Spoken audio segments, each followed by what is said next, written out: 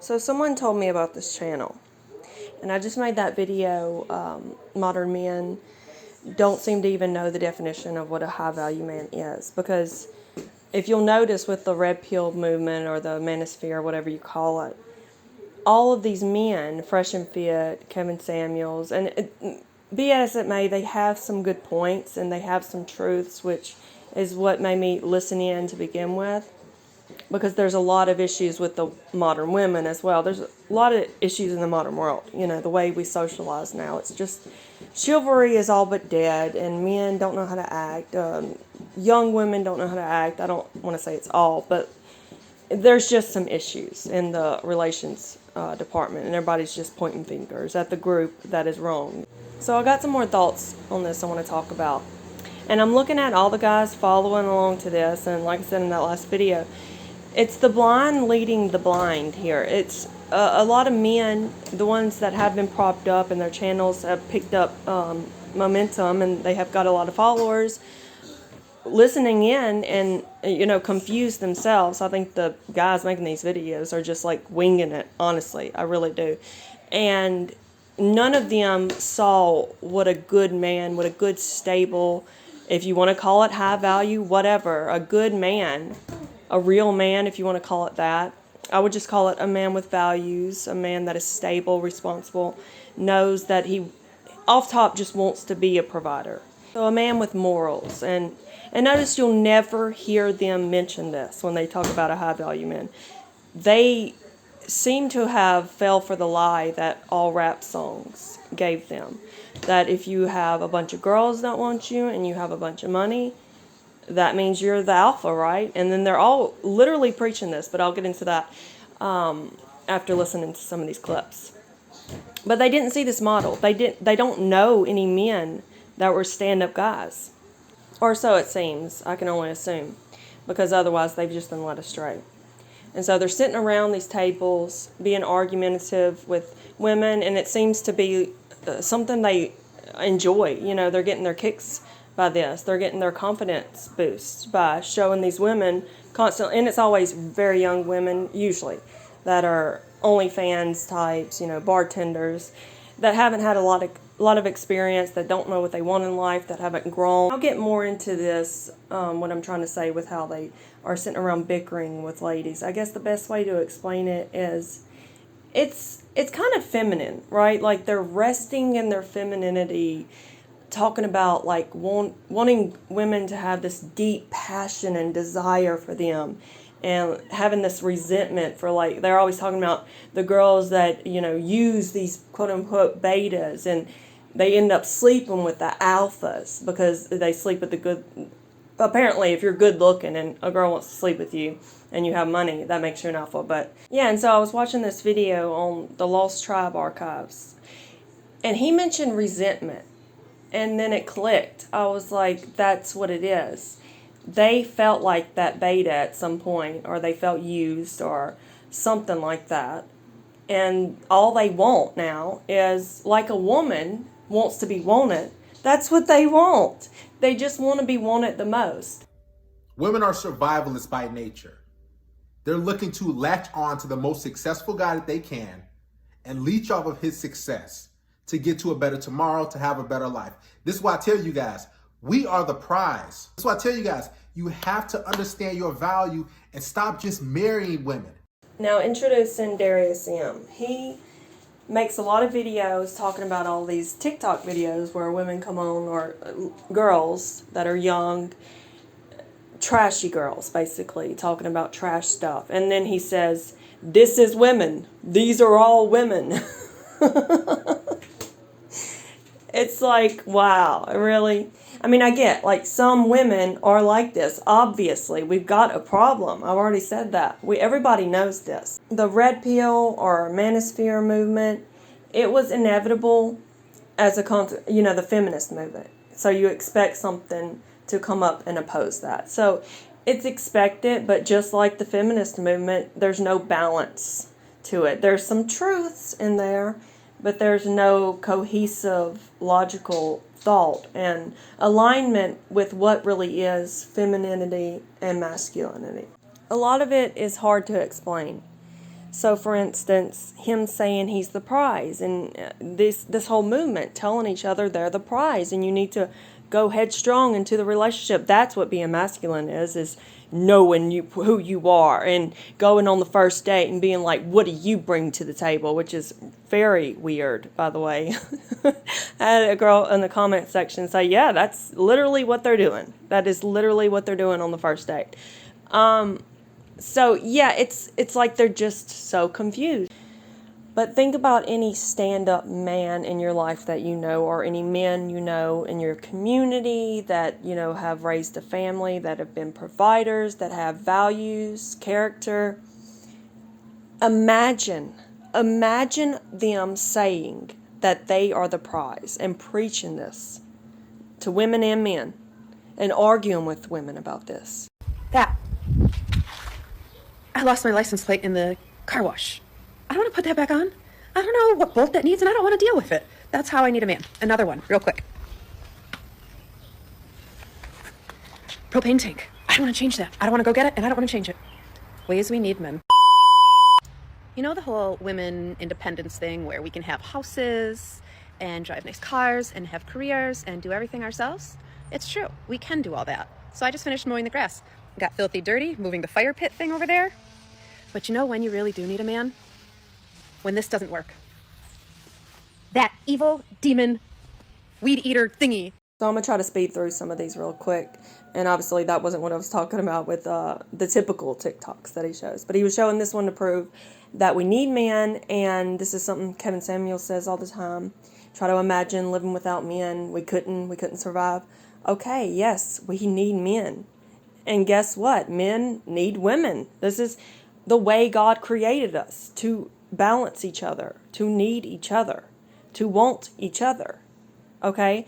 And so if one has to be the prize, you know, it's more feminine for a woman to be wanted and be the prize, I guess you could say.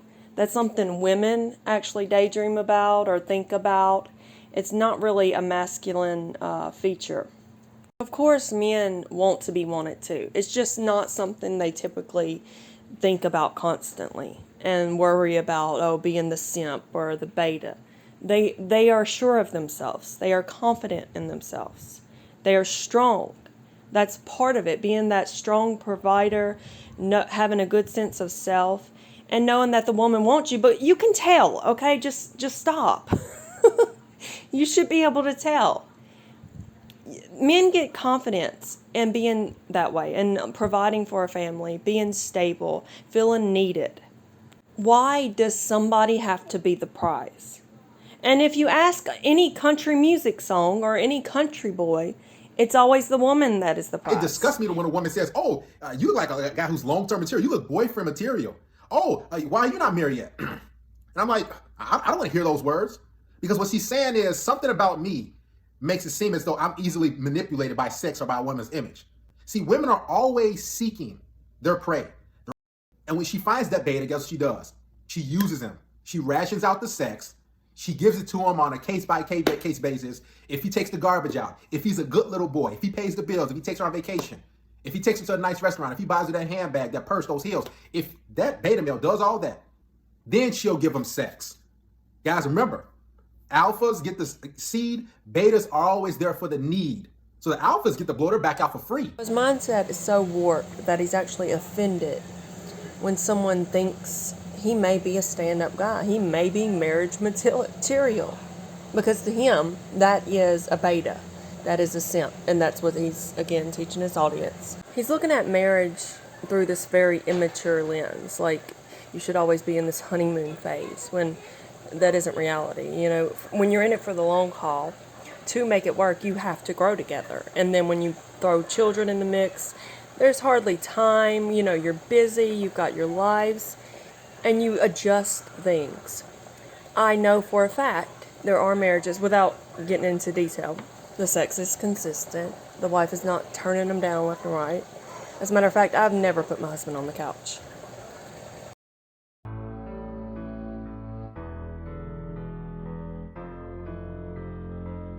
On my way to my eggplant appointment, because today I had a bad day. All of my TikToks flopped, none of them got over 30 likes, I feel bad about myself, and now I'm going to go do bad things. Now, that second video is very disturbing, and you guys need to really understand how women make decisions in life throughout their day. They're not really long-term thinkers. Slutty because I have big breasts, but it's not true. I'm slutty because I have low self-esteem. They say no press is bad press, right? Well, the New York Post interviewing me about how much sex I'm having this summer is truly a highlight of my career. And I quote, "This summer is about having a lot of sex. Everyone's getting vaccinated. Everyone's horny and everyone's sick of virtual dating." I know how proud my parents must be about this one. But on the real, this is the summer of not giving a fuck, doing things that and fuck a lot. So go get vaxxed and then waxed. Clean out those closets and cut off those relationships that are no longer serving you. Because the whoring 20s are here, bitches. And it's gonna be hard. And he was about 40, I was about, what, 25, 27, something like that. But he was willing to invest in me physically, financially, emotionally, religiously, like all aspects. He wanted to make me a better woman for him. Well, he boosted my self-esteem and my well-being so much that I thought that I could do better than him. And now fast forward, I am now post dealing with a narcissist. I now understand that not all men have your best intention at heart. Not all men will invest in you, and not all men will uplift you. So when you get the opportunity to date such a man, do not let it go. Bust on her chest, did all types of stuff. And now you gotta foot the bill because she finally has found a simp. So this is the mindset that women in their 20s are just slutting it up, having a hot girl summer.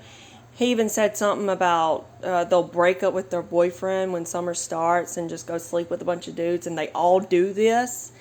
It makes me think he's never been close to a girl. He doesn't have sisters. He doesn't have cousins. He's never actually listened and talked to real girls. He's just watching some TikToks, and yeah, there are a lot of, I guess we'll call it promiscuous. So sure, yeah, there's girls like this. They're shameless, they're vocal, and if you don't know real women and you're only watching TikToks, I guess it would look like the majority of women are like this. And so what more could it be, though? If he watches a woman mature and he thinks this is what she was, this is what they learn and they become, plus they do want to be conservative, they do want to respect themselves, they do value men, they do want and need men or a man, and to that he just wants revenge, I guess, because I couldn't find the clip, but there was one where this very pretty 30-year-old girl was talking and saying these sorts of things, that she didn't say that her past was full of like hoe excursions or anything like that. He's just assuming this about everybody. But she was saying she wants, a good man, this and that. And he is saying, yeah, I'm 32, but I would never date this type of girl. I would date, the early 20s sort of girls that are out there in their prime when they're valuable. He says that a lot, when they have value, because I guess that's the only thing that we have value for, is to be attractive and have babies in our 20s. So, it doesn't make any sense unless you are to acknowledge that you don't want the women that are your age, that are still very attractive, that are still very capable of bearing children. You don't want them because of some emotional turmoil about vengeance and resentment. No. And the women that you say are for the streets in their 20s, the only women you say you will date, what is it? Is an alpha a street cleaner upper? I mean, how do you explain that? Are you actually suggesting that alphas are the ones that are leaving these women single mothers? Are you actually suggesting quality females who have their best years in front of them, their 20s, and I always tell you guys, 20 is a woman's best years to find a quality guy, because the older she gets, each passing year, what's going to happen? She's going to be out there alone. She's not going to be able to get a quality dude, a guy who's going to want to be with her. Okay, so now he's acknowledging that a quality dude is very different than this alpha male that he is telling men to be. He is encouraging them to be alpha males, who the only definition they can give with this is looking good, having money, and having all the girls. This is why it's important for a woman to follow one of two things, and she's going to. If she doesn't follow her man, she's going to follow society. And I could get with that message, except you go on to diss marriage. You go on to act like this is just for the betas. This is for the simps. That I can look like this and I'm 125% gonna get laid tonight. How I get my wife to stop being mad at me? Really quickly, for the men who are confused, like if they can't ask this on the first date, what are you willing to bring to the table? Da, da, da. How are you supposed to know what you're getting when there's so many of this riffraff out here? Well, it's easy. You know what kind of man you are. If you're a good stand-up man, when you start dating a woman, you feel her out. You know what to expect because you see how she is.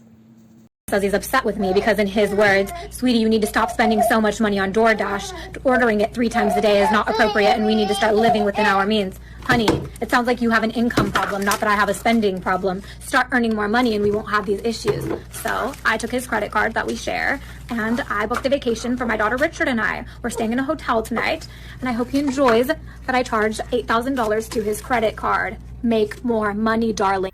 Now, you don't own your woman. For all you husbands out there who think, yeah, this is my woman, man. No, the government owns her. Because the reason why she wanted to get married is to secure resources, just in case.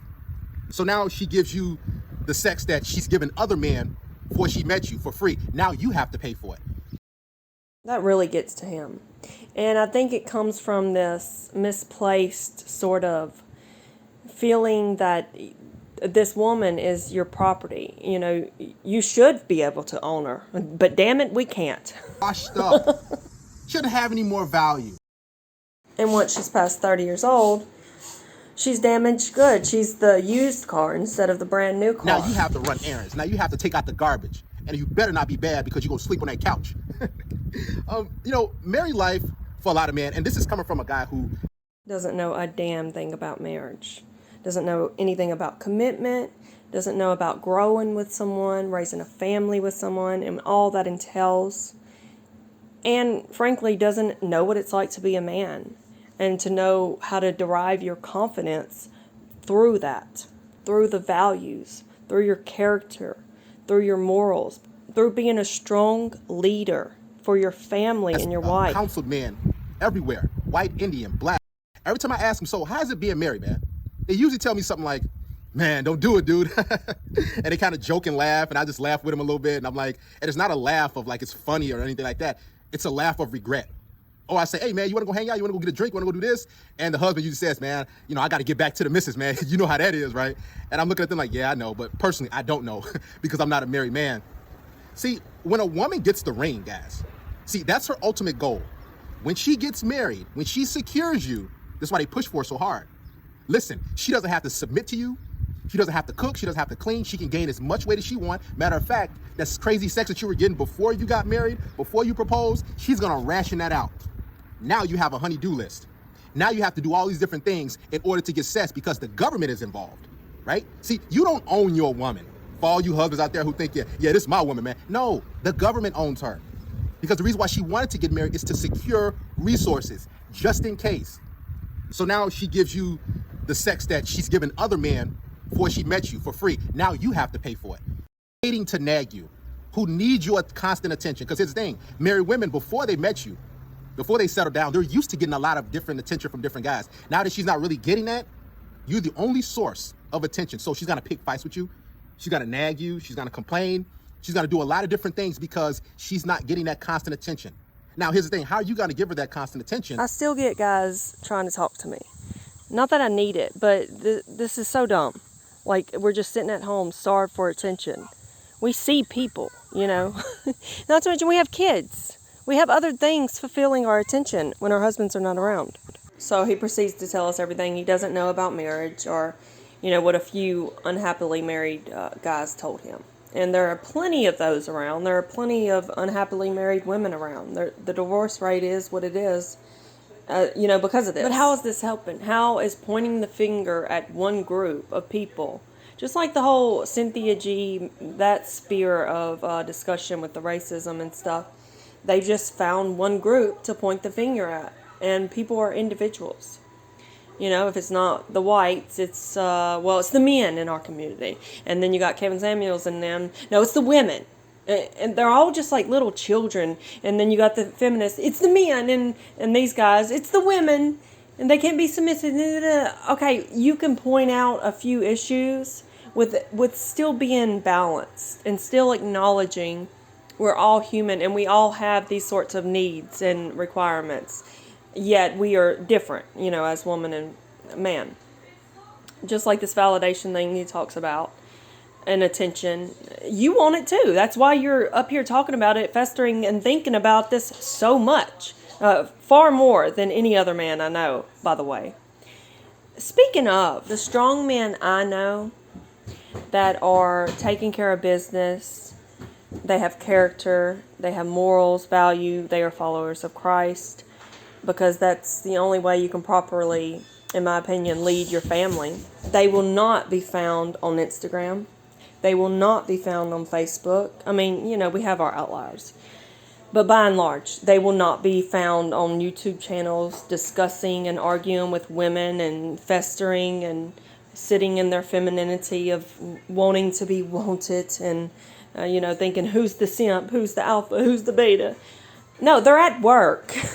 They're at work, busting their ass. And when they're home, they're taking care of their family. They're with their wife. They're with their kids. They're out doing things. And again, for any men listening to this, I know there are outliers. I do realize that. I'm not saying women are it's going to be impossible to find a man online, because it's probably just as impossible to find a woman online. In that same sense, there are a lot of riffraff. But yeah, I thank God my husband does not have any interest, especially the bickering with women thing. Like, I know men get on, there are plenty of good men that have channels over various things, that they discuss, but particularly this sort of thing where they're bickering with women and telling women that they are the prize.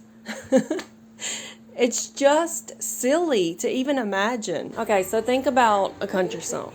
Think about how the woman is always the prize. He's always trying to win her over. He's always trying to romance her. And I was trying to find, and not that this is the only type of guy, but I'm just saying they could learn something. These guys on the internet and these modern men can learn something from the old school boys.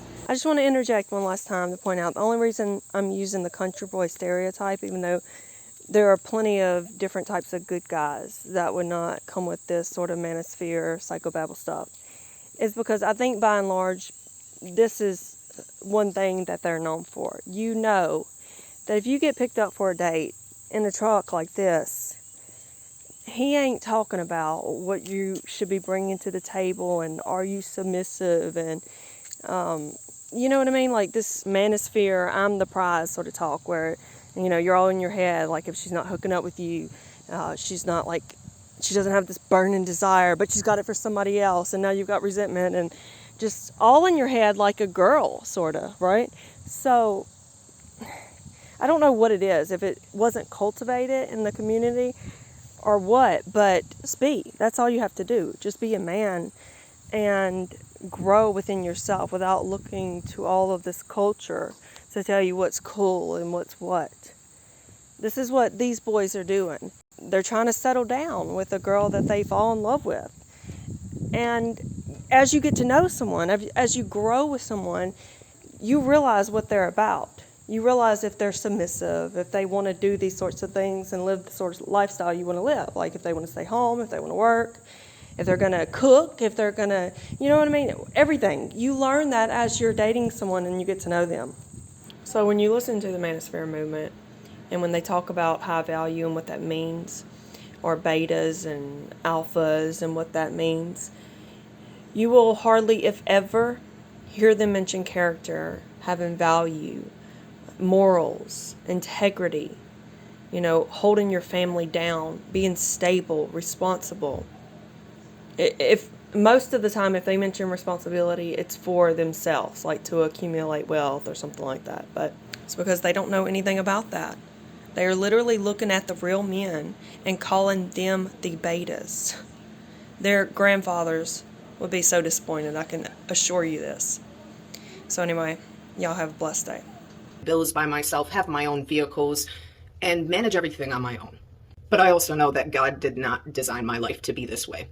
I was not meant to manage everything on my own. I was not meant to be the nurturer and the disciplinarian of my children. I was not meant to be the provider and also the homemaker. And I'm aware of that. And it's my own decisions that have brought me here. And it's my own acceptance of the lies that I was taught in this society. Teaching men that they are not, in fact, the spirit heads of their households, that they are not the leaders of their households. We are shaming them for standing up in their masculinity and making decisions that would change and lead their families. And that's wrong. You know what I want more than anything in life? Is to have a man that spiritually leads me and my household. Why? Because I'm in that position, because I have to. And I realized that I was designed to do other things, that I was designed and powerful in other ways. And I'm tired of managing it all on my own. I'm tired of being with men that I have to raise up spiritually because this society told them that wasn't their place. And because this society discouraged them from being masculine.